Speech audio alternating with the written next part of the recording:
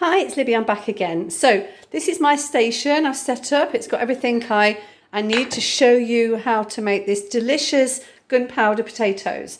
So the ingredients I'm going to put below the video so you can make it yourself. So if you've got lots of potatoes left, you can make this recipe really easily. And it's usually things you've already got in the cupboard. So I've roasted, what I did, I boiled these potatoes for about 15 minutes till they were quite tender. And then I put them under the grill and I roasted them for about 5 minutes on either side. So they're nice and golden and they're still quite warm. Okay, in this salad bowl, I have I've done half of the recipe that they suggested. So I've got 6 spring onions that I've chopped nice and finely. Okay, and I've got 25 grams of coconut oil, which I've melted. Okay, so that's going to go in the pan, or in the dish rather.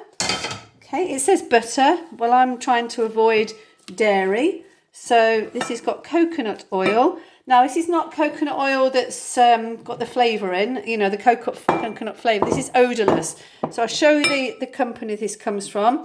And this is odourless coconut oil. I've been buying that for quite a long time. So into this bowl, I'm going to add about about 3 tablespoons of fresh coriander, which I've chopped. And we can start to just mix that in. Okay. And then we've got 3 green chilies. I'm going to go in. It's nice and green. I like green things. Okay, now I'm going to take a pinch of salt. So I've got the salt here. Just going to do my chefy thing, nice and high. Some nice sea salt, Cornish sea salt. This came from Cornwall. Okay, and then in this pestle and mortar here, I have some fennel seeds, coriander seeds and cumin seeds.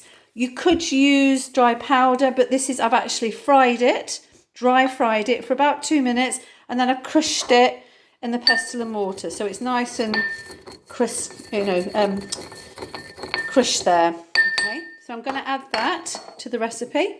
So that's just going to go in.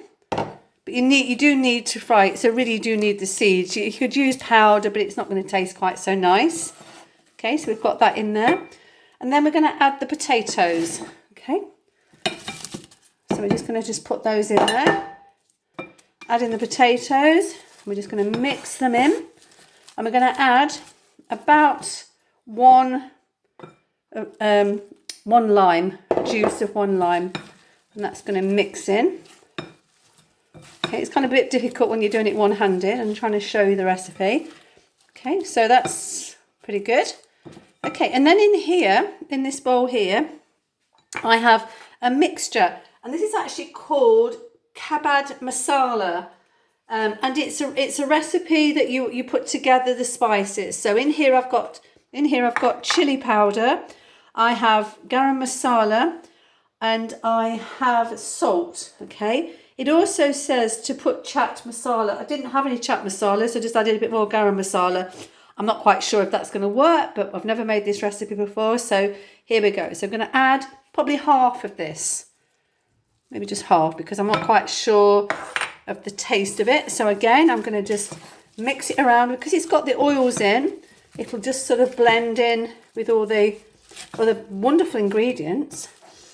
It smells absolutely lovely. You could just really come into my kitchen and smell this.